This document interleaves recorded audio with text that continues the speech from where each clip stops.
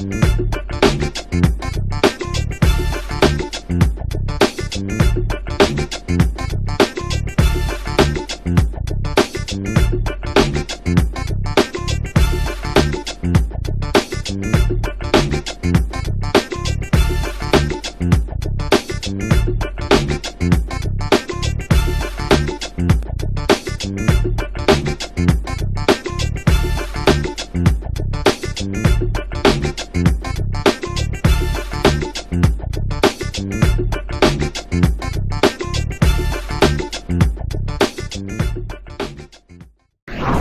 America, everyone counts, and the 2020 census is how that great promise is kept. Respond today online, by phone, or by mail, and help inform hundreds of billions in funding for education, health programs, and more.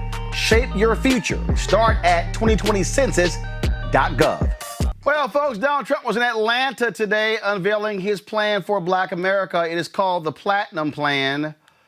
Quite interesting. He presented this in front of a group of African Americans. He designates the KKK and Antifa as terrorist organizations, called for making lynching a national hate crime, and also they want to make Juneteenth a national holiday. Now, according to the plan, according to the campaign, the plan will increase access to capital in Black communities by almost $500 billion and create 500,000 new Black-owned businesses. Here's Donald Trump talking to y'all.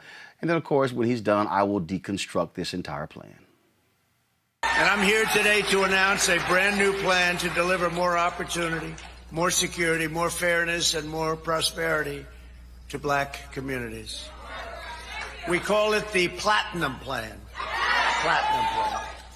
And that's a contract with Black Americans, and it's going to be something that people talk about for a long time to come. If you vote Republican over the next 4 years, we will create 3 million new jobs for the Black community. Open 500,000 new Black-owned businesses. Increase access to capital in Black communities by $500 billion. And this includes investing in community development, financial institutions, and minority depository institutions. Build up peaceful and safer urban neighborhoods with the highest standards of, and you know this, of policing. We want the highest standards. We have to have highest standards of policing. Bring even greater fairness to the justice system. We did criminal justice reform. We remember that. Even greater, we will create a national clemency project to right wrongful prosecutions and to pardon individuals who have reformed their life. You saw Alice, right? We love Alice. She had another 24 years to go. Can you believe it? She served 22 years. She had another 24 years to go. It was ridiculous. And she is a great woman. Create a ladder of opportunity for African American children by delivering school choice to every parent in America. So important. Give Black churches the ability to compete for federal resources for their communities. Bring better and tailored health care to address the historic disparities that we've had for so many years. You know that. This includes investing in treatments for kidney disease, diabetes, high blood pressure, sickle cell disease, and maternal mortality. Advance home ownership and wealth building in the Black community. Bring more manufacturing back to the USA, which we're doing anyway. And back to the inner cities, which have been largely forgotten, although not so much in the last 3 years when you get right down to it. Thank you. End Democrat policies that import low-wage foreign workers from overseas to replace Black workers in our inner cities. Joe Biden cares more about the citizens of foreign countries than he does about Black Americans living in our own country. I will always put Americans first, and that includes, very, very importantly, Black Americans. And there's much more in our plan, which we're releasing today, so we'll get everyone a copy, and it's actually been very well received, and we appreciate that. The Platinum Plan is a bold vision that we can and really will achieve over the next 4 years, and we'll be able to do it, if not sooner. Unlike my opponent, I'm not a career politician, thank goodness. I get results and I keep my promises. Now, in the same thing, he talked about how he has led this record investment that guarantees funding for HBCUs. All week, I used to see me rocking HBCU gear. Today, I'm representing Harris Stowe out of St. Louis. So, is he lying? Yeah, let's talk about this. First of all, let's talk about it with Dr. William Spriggs. He's the economist at Howard University, and Walter Kimbrough, president of Dillard University. Walter, I'm going to start with you. Okay, Donald Trump keeps touting how he has saved HBCUs, how he has made funding permanent for HBCUs so they don't have to keep coming back to Congress every year for asking money. You have been tweeting about this. You are an actual HBCU president, so I would think you probably have a good idea if this funding is permanent. Is what Donald Trump is saying false? Is it true? Is it false? Is it a flat out lie? What is it? Flat out lie. And it just drives me crazy because particularly for the program that got funded, there are over half a dozen federally funded programs for HBCUs. He's talking about this one program that started as a pilot program by George W. Bush for 2 years. That program died when President Obama got to office, and everybody beat him up to say, look, you need to keep this money. So then President Obama comes back like, all right, I hear y'all. I'm going to make it a 10-year program. So it's a 10-year program. Hold on. So hold on one second. That's first. It was a 2-year pilot program. You say it died, meaning it was over, meaning Congress had to reauthorize it. Okay. Right. First of all, that program, what is it and how much money are we talking about? So it was a 2-year program for $85 million a year for HBCUs. So $85 million that was shared with multiple HBCUs. $85 million. $85 million. Okay, go ahead. $85 million. So then President Obama took that and made it a 10-year program, $85 million a year. And it also is additional money for minority serving institutions. So you'll hear some people say it's $200 million a year, but that includes the Hispanic serving and Asian Pacific and all of that. So it's a 10-year program. So it started to die, and people started lobbying to the Trump administration before in 2018 to say this program is about to die. We want to continue it. He let it die, too. Alma Adams came back and wrote the new bill called the Future Act, which made it another 10-year program. And then wrestling with some of the Republicans, it ended up becoming a permanent bill, but they can still only fund it out for 10 years. So we'll wait to see what happens in 10 years. But as he said today, it's a 10-year program, $85 million a year, which is exactly the same thing that we had under President Obama. So let's be clear. Again, I had Congressman Alma Adams on this show. This was not a plan that originated from the White House. No, not at all. It was not. Congressman Alma Adams, who also got with Republican Mark Walter from North Carolina, whose wife is a Winston-Salem State graduate. They were the co-chairs of the HBCU Congressional Caucus, drove that thing through. So when Trump is saying, I made it permanent, he's talking about a single program that's $85 million a year. Exactly. That's all he's talking about. And when he takes credit for it, people will defend him and say he signed it. But this bill passed both the House and the Senate with a veto-proof majority. His signature was performative. Let's call it what it is, because there was no way he was going to veto something that was already veto-proof. So he didn't do anything. He never even tweeted about it saying, hey, let's support this. But after it passed, he's like thanking Lamar Alexander. He's thanking Ivanka, who's I don't think ever been to an HBCU function, and didn't even mention Alma Adams, which is the height of disrespect that he treats black people with. And in fact, it passed the House.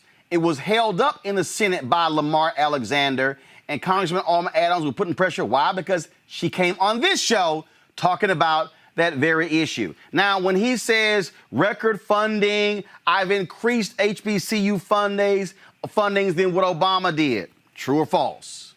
Also a lie. Funding has increased, but if you look at his budgets, which they call the skinny budget, which comes out the beginning of each year, Every year, his budget has either been flat for HBCUs or the year when he cut out the $85 million, it was actually a cut. So he can't say, I've even asked for more money. But his first year, he blew up everything because he had to have his military stuff. So he went in and they added to the budget like a 20% increase. That's when Rand Paul went on the floor of the Senate and raised hell saying, look, when Democrats are in control, the Republicans are the conservatives. But when Republicans are in control, there are no conservatives. He was pissed because now they're going to spend all this money. So when they increased the budget, Kamala Harris and Doug Jones came back to say, y'all got this new money. Let's give the HBCUs more money, which is a 14% increase. So when you hear people say he increased HBCU funding the first year by 14%, I can show you the letter where Kamala Harris and Doug Jones asked for that money. He didn't ask for it. If you look at his budget, it's zero increase. So he's taking credit for other people's work. And every year he comes back. Flat budget for these programs, for the 2 Title III programs, for the minority, for the HBCU graduate programs, for the HBCU master's programs. They're always flat. And then the money goes up because Democrats come in and work with Republicans and increase the funding. And then he says, look what I did. I did all this for you. So all of that is a lie. None of his budgets support what he's saying now. Yes, the money went up, but he didn't ask for it. Last point for you. I've had people who, oh my goodness, Kimbrough's making it up. There's a photo. You were one of the HBCU presidents who was here in D.C. when they took photos in the Oval Office. So it's not like you were not in the room. Right. There is one photo that has me in it. Now, I'm not in most of them because when it went down and Omarosa said we are going into the Oval Office, right then and there, I knew this is a setup. This is not good for us. And so I am actually in the back of the room next to the picture of Andrew Jackson. So in 90% of the pictures, you will not see me. I can show you a picture that shows that I was there, but I wasn't trying to be in those because now anytime there's a story and it's bad for black people, that's one of the pictures that they use. So No. But the point I'm making is you were there. You know Right. what was said. You were sitting there listening to it. And so when somebody says, that's just sour grapes. And also for the MAGA people, how long have you been an HBCU president? I'm in my 16th year. At 2 different institutions. 2 institutions. As president. So that's for all the folks who say he don't know what he's talking about. He's sort of making this whole thing up. Anything else our audience needs to know about the truth about Donald Trump and HBCUs? All of it is inflated. The things that he should take credit for. So, for example, Dillard was one of 4 institutions impacted by Hurricane Katrina. We had a loan that did get forgiven under this administration. Secretary DeVos worked on that. I was in meetings with her. They can take that as a win. They brought back Summer Pell. They can take that as a win. But there are other things that happen. We've lost the Perkins loan. We've had TRIO programs and Upward Bound programs lost from HBCU. So it's a mixed bag, but he always presents it as, I've done all this, I've saved you, when there are some losses that we've had as well. And then he made up some stories about things he did for us, like allowing faith-related institutions to get federal funding from the HBCU Capital Finance Program when we were already getting that money. He gave a speech last year in D.C. saying, I had all this change. So he made up a story, and then he never did an executive order to show that he did what he said he was going to do. So that's the problem. Hold up. That was an executive order that he said he was going to do. What was that executive order supposed to be? It was supposed to make sure that faith-based religious institutions affiliated HBCUs would be able to have access to the HBCU Capital Finance Program. But we already have access to that program. We're actually getting that money now. So when I heard the speech, I was like, what are you talking about? We already have access to this money. And so he says, I've done this for you, but then he doesn't go back and create an executive order to do what he said he was going to do anyway. So he made it up, and then he didn't follow through with a made-up executive order to fix the made-up problem. Walter Kimbrough, President, Dillard University. We certainly appreciate it. Thanks a lot. Yep. All right, folks, we're going to further continue our deconstruction of this platinum plan with economist Dr. William Spriggs, of course, economist with the AFL-CIO, also Howard University. All right, Bill, so let's first of all, it's an insult, the name of this, the Platinum Plan.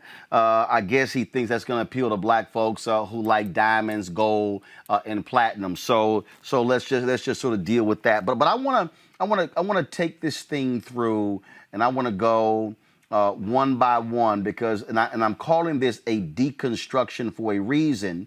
because we did the exact same thing with Joe Biden's plan, where we went through this whole deal and we laid out exactly in terms of what it calls for. And so let's deal with this that he's touting. First of all, we're going to go to the first thing: 3 million jobs. He said, let's just pull the other graphic up, y'all, and we're going to switch between the two. So go there. First, 3 million new jobs for the black community. Did he say how that's going to happen? No, he didn't. But let's remember he's in the hole because we have fewer jobs than when he took office right now. He took office, black unemployment was 7.5%. It drops down to what, 5.1% in late 2019. Right now, black unemployment is what, 13%? Yes. I don't count the drop because what counts is what's the score. Right. So the point is, I don't care that you tell me at halftime we were ahead. Right. So it was 7.5% when you came in. It was here. Now it's 13%. So when you say I'm going to add 3 million new jobs, all you doing is talking about I'm going to replace what we've lost. What he lost. What he lost. Right. Since he want to claim everything. All right. Next one. He says create 500,000 new black-owned businesses. How? He doesn't say how he's going to do it. If he doesn't address discrimination in lending, he can't. And we saw what his Treasury Department did. The payroll protection program rolled out, and black businesses were disproportionately hurt because their competitors got loans, they did not. And we know that within that short space of time, we lost a way disproportionate share of black jobs, while his Treasury Department did nothing. It took Congress to come back, reauthorize the PPP program, and direct that the money went to CDFIs, community development financial institutions, and minority depository institutions, so that the money would get to black businesses. $1 late. But here's the other deal. But we've also we're losing. He had an opportunity to just keep the number of businesses, and he failed. We've been losing businesses because of COVID, and so when you say you're going to add 500,000, same thing. You're trying to add what we've actually lost. So let's go to the guys. Pull the next one up. Put the graphic up, please. Come on. I need the graphic. Come on, no, the graphic, please. Thank you. Thank you. That one.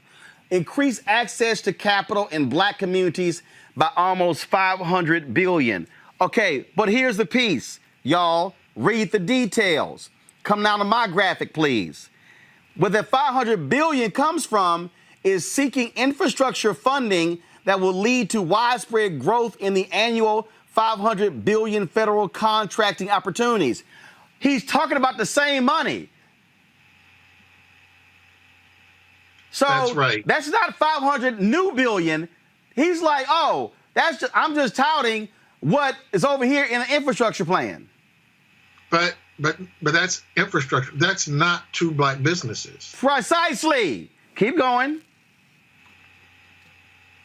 That's just again walking people through. Next item on the graphic. All right. Safe urban neighborhoods with the highest policing standards. That's a waste of my time. But you know what? Let me just do this here. Now, let me go to my deal here. So let me go right down to that one. So here's what's quite interesting about that. Because this is the detailed plan that I have right here. So he says that, y'all gonna love this one. National Clemency Program, got that.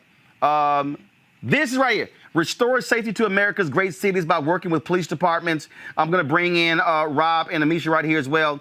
And accountable models of policing, including diversity training and accreditation standards. Rob, how can you say you're going to have diversity training for cops when you just got rid of diversity training on the federal level? I was going to make that point. You know, he has an executive order getting rid of diversity and training, and he has an executive order where he doesn't want us to tell the truth about history. He says, so we don't want to deal with the fact that we've had racism. And he says this line in his executive order that says, you know, the Civil War dealt with this, and people are acting as if we were built on a racist country. We were, and we still haven't gotten rid of a lot of things, and we need to deal with it and really tell the truth about it. So he's not even telling the truth of history. He doesn't care about diversity and training. He is doing this to make some white people and I guess the few black people that are supporting him feel like they have something to talk about. Like, okay, we know you're saying racist stuff. We know you've done all this stuff. So we got to have something. And now he can just give them this talking point, like, I'm going to help black people by doing this. The man has been there for 4 years, and you're going to tell me 45 days before the election you got your black plan? You can say black people now? I mean, I'm just saying. Amisha, I'm looking here again under this whole deal of fueling access to capital for black-owned businesses. He says increase opportunities for small business lending and technical assistance through community development financial institutions in order to grow business and create generational wealth opportunities with over $400 billion in lending. Then he says, examine alternative ways to build credit, including rent, utilities, and phone bills. Make the Minority Business Development Agency permanent. Appoint its leader to the Assistant Secretary of Commerce level. Create a sub-office of African American Affairs and engage with private sector advisors to ensure real-world plans and solutions. Increase the number of black-owned contracting businesses, financial services entities, and private equity investment funds through regulatory reform and up to $40 billion in government funding alongside traditional private investment. Advance lending relationships with financial institutions, particularly those businesses who weren't able to participate in PPP. Host senior executives from major financial institutions on a quarterly basis to advance new and equitable lending programs for black communities. All of this stuff that he said that he wants to do in the second term, he hasn't done in the first term. He could have done it first. He could have done it at first. Hell, he could have ran on it in the first term. He did not. There was nothing stopping President Trump, who also, be mindful of people, his party also has the Senate. He could have done this immediately long ago. Like, there is nothing stopping him from doing any of this. But to the point mentioned a minute ago, we have a president who is now listing off things that run in direct contrast to the things that he says on his stump speeches. He's not somebody who cares about race and equity. He thinks of those things as unpatriotic. And if you talk about them, then you're not American. He does not care about lending practices that disproportionately affect African Americans. And we've seen that time and time again. He won't even have a sit-down conversation with the NAACP or the National Urban League when both of them and their CEOs have spoken to these issues directly and have plans that I believe it looks like he lifted literally out of those plans some of the language that he's using within this new, very odd framework of this platinum plan, which sounds a little sketchy in and of itself. But I think that what President Trump is doing, and it's not to get the black vote, he already knows that that's not really going to happen for him. What he is trying to do is to mitigate some of the disastrous commentary that he's had that makes some white people feel uneasy, particularly some white suburban women. So when you talk about there being this racist rhetoric and you talk about there being, all of the issues that the Black Lives Matter movement has brought to the forefront, this is a president who now is saying through means testing and through hearing a lot of what, the white people in the street who are holding BLM signs are saying is that, hey, maybe if I put together this plan and bring out some trinkets of black people to Atlanta, because be mindful, the majority of the folks who were at that Atlanta gathering today weren't from Atlanta, they flew in from other places, then maybe, just maybe I'll be able to show to good-meaning white people who otherwise would not, be fervent supporters of his, that I'm trying to do something. Be mindful. He could have done this months ago. He could have done this years ago. If he wanted to actually implement these plans, he could have done it. He knew that the PPP loans, by the way they were designed, they were not meant to help black businesses. But I want to go through this because, again, I'm looking here and I'm just sort of laughing, Bill, because he says grow minority-owned businesses with additional tax cuts to stimulate hiring and investment. Bill, have the tax cuts overall for all of America, have they stimulated hiring and investment? No, the economy actually slowed after the passage of his tax credit. So when you look at the growth of black employment, it was already underway when President Obama was president. And so what you look at is a path that actually slowed and, of course, now it collapsed on him. But the Minority Business Development Agency is under his control. He doesn't need the Senate or Congress to do some of the things that he mentioned there. Instead, he undermined that agency. He gutted that agency. So for him to now say, oh, but if I get reelected, I'm going to do something different, as if he didn't undermine it before. And the PPP, as I mentioned, he knew that it was failing black businesses. That was directly under the control of the Treasury. He did nothing. It was only when Congress stepped in and reauthorized the additional amount of funds and directed them explicitly to minority-owned businesses that you saw the PPP program respond. He had his first time at bat. He whiffed. He totally missed the ball. The more damaging thing, he says, is later in this plan when it comes to black home ownership. No. Hold on. Wait. Hold on. I'm going to get to that. Hold on. I'm going to take it by section. In his plan, he says, encourage onshoring and development of domestic manufacturing to increase supply chain, business development, and employment. Sounds great. Has manufacturing jobs, have they increased or decreased under Trump? They've decreased, and in key states, Ohio and Michigan, the auto industry has, in fact, stalled and faltered under his control. So today, the steel jobs that he promised, right, because of his war that he declared was going to get us back jobs by his reckless use of tariffs, did not, in fact, generate new jobs in that industry. So his track record on that is that this is not materialized. He totally bungled the whole world atmosphere when it came to trade, when he attacked the Paris Accord, and instead of using the green economy as a way to leverage the WTO, the World Trade Organization, and actually get us rules that would benefit manufacturing, he went in the opposite direction, undermined the whole credibility of all the exercise, and we've lost jobs under him. Right. So in his speech, he touted, I'm going to. He lied in his speech, because I listened to all of it, saying we brought jobs back home, we've increased manufacturing. That hasn't happened. Now let's go to the education piece here. Federal, state, and local community partnership to close failing schools to replace them with full school choice and education opportunity to put American parents back in control over their children's future. Well, the reality is you can't on the federal level, you can't close schools. Those are local decisions.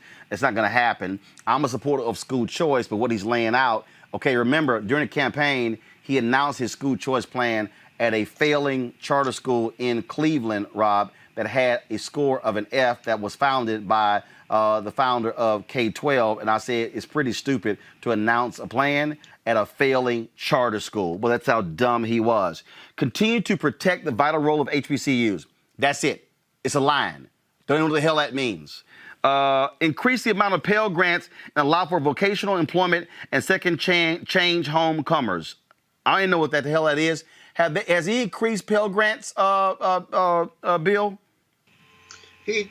He did restore access during the summer, but as you heard from President Kimbrough, the rest of what he's done to students is to undermine the program, because he's cut all the support for their parents. So this is a great letter that Leslie Baskerville has written on behalf of NAFIO in response to this repeated claim that Trump wants to make, that the little bit that got added, and as President Kimbrough pointed out to you, not because Trump asked for it, not because he asked for it, but the things he did ask for undermined their parents. The things that made it harder for their parents to get money, to survive, and now to have jobs. He undermined our students in so many ways that his efforts really made it more difficult for our students, not easier.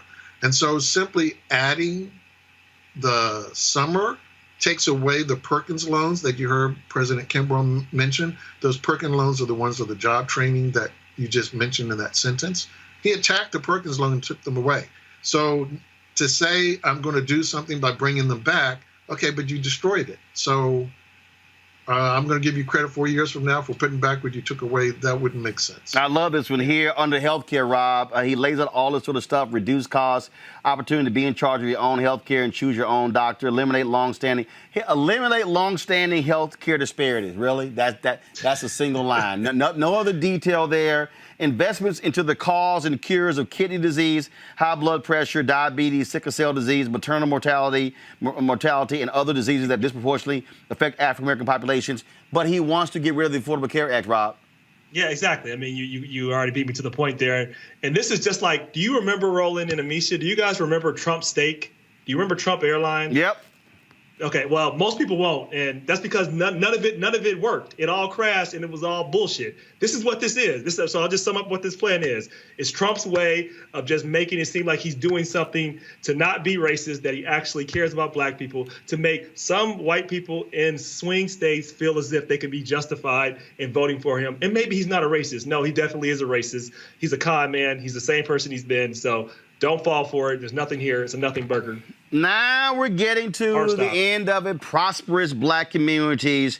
And Bill, we'll go here. Champion federal policy reforms to advance home ownership initiatives. In his speech, Bill, he talked about how African Americans enjoyed the most prosperous moments in history under him. He said black home ownership was at its highest rates. No, that was under Bill Clinton. He talked about the same thing when it came to black wealth. No, it hasn't been under him as well.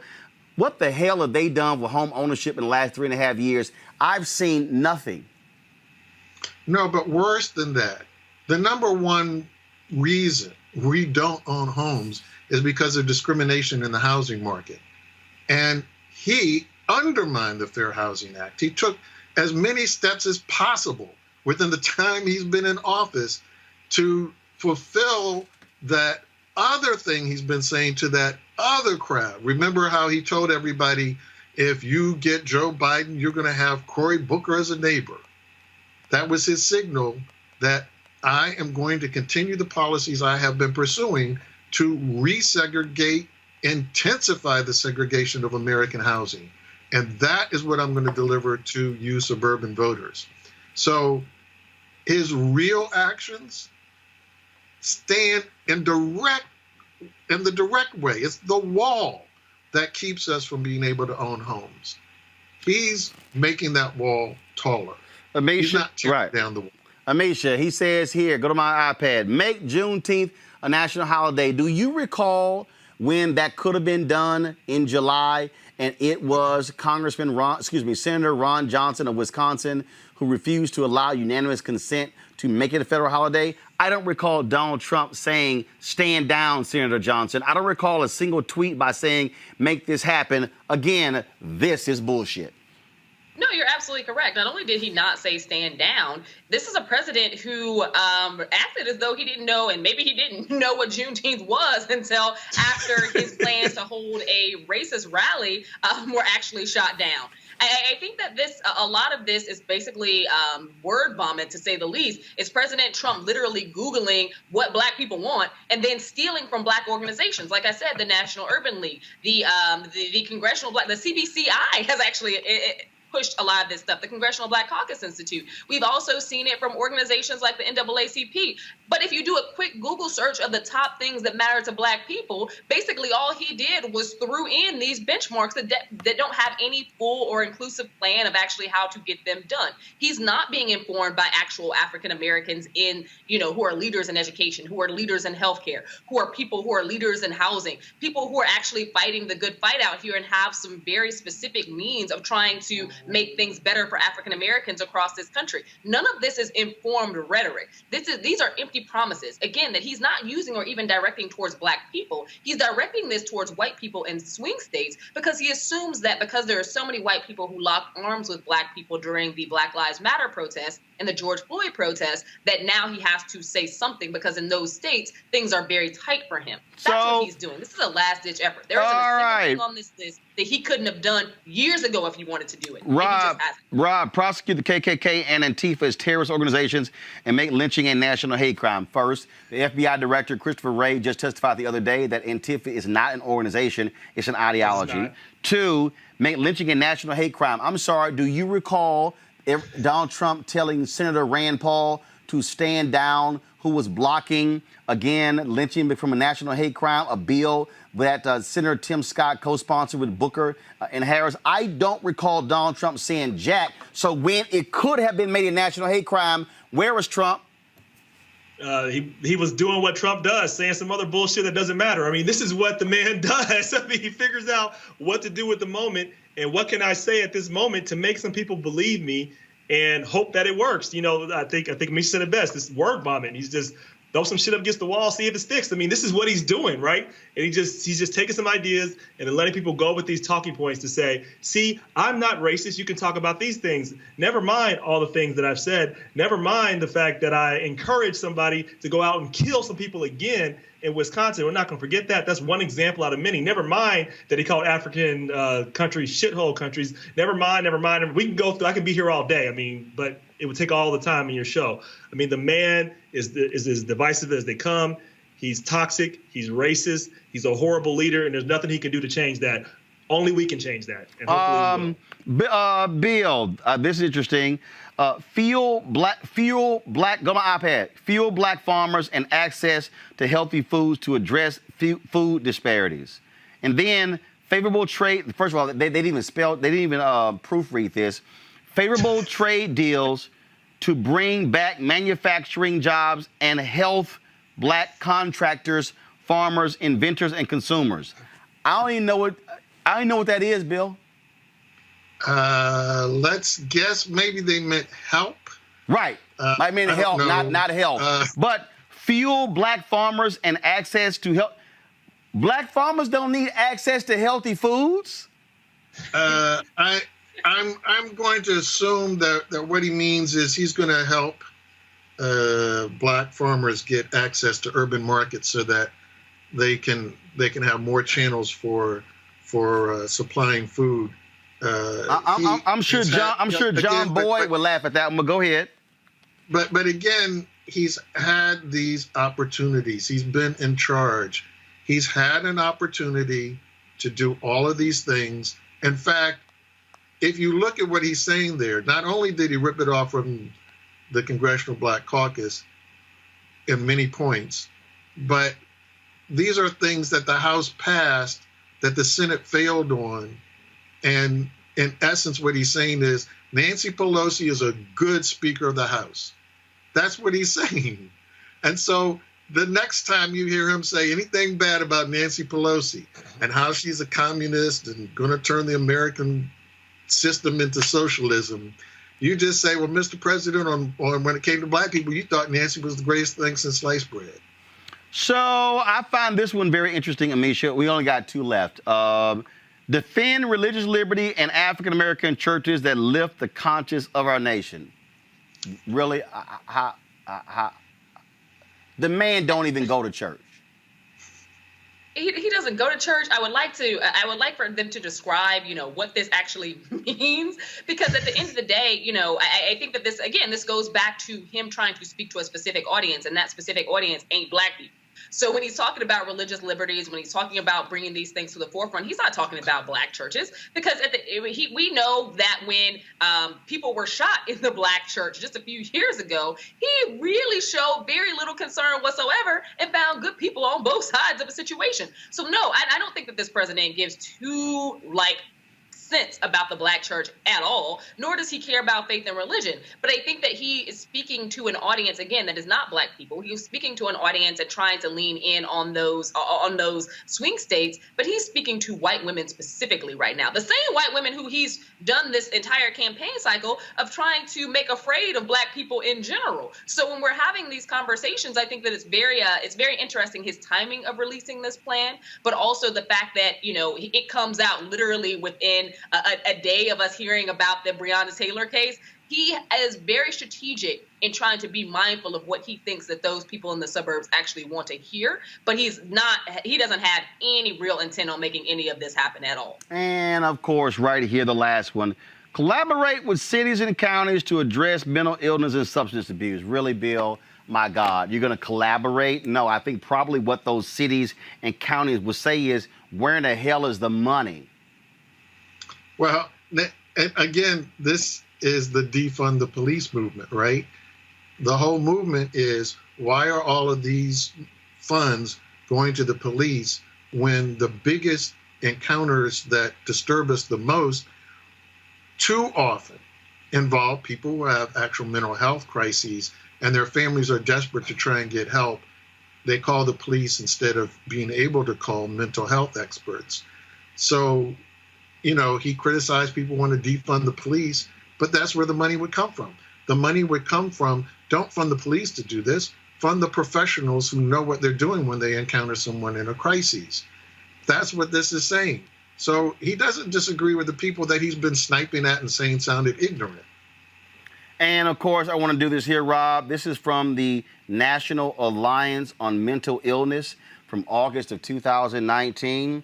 That they lay out here that Donald Trump was going to be slashing funds for mental health care.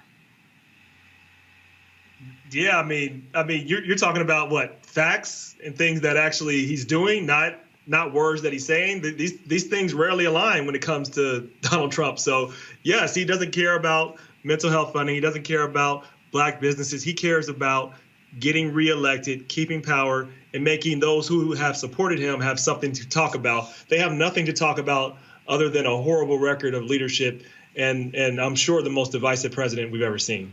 Folks, I did reach out to the Trump campaign, sent an email to two individuals asking, did any of them, they make anyone available to come on this show to actually discuss and defend this plan?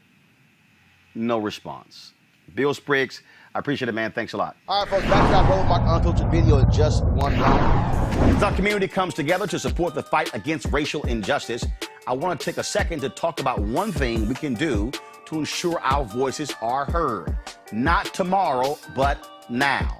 Have your voices heard in terms of what kind of future we want by taking the 2020 census today at 2020census.gov? Now, folks, let me help you out. The census is a count of everyone living in the country. It happens once every 10 years. It is mandated by the U.S. Constitution. The thing that's important is that the census informs funding, billions of dollars, how they are spent in our communities every single year. I grew up in Clinton Park in Houston, Texas, and we wanted new parks and roads and a senior citizen center. Well, the census helps inform all of that and where funding goes. It also determines how many seats your state will get in the U.S. House of Representatives. Young Black men and young children of color are historically undercounted, which means a potential loss of funding of services that helps our community. Folks, we have the power to change that. We have the power to help determine where hundreds of billions in federal funding go each year for the next 10 years. Funding that can impact our community, our neighborhoods, and our families and friends. Folks, responses are 100% confidential and can't be shared with your landlord, law enforcement, or any government agency. So please, take the 2020 census today. Shape your future. Start at 2020census.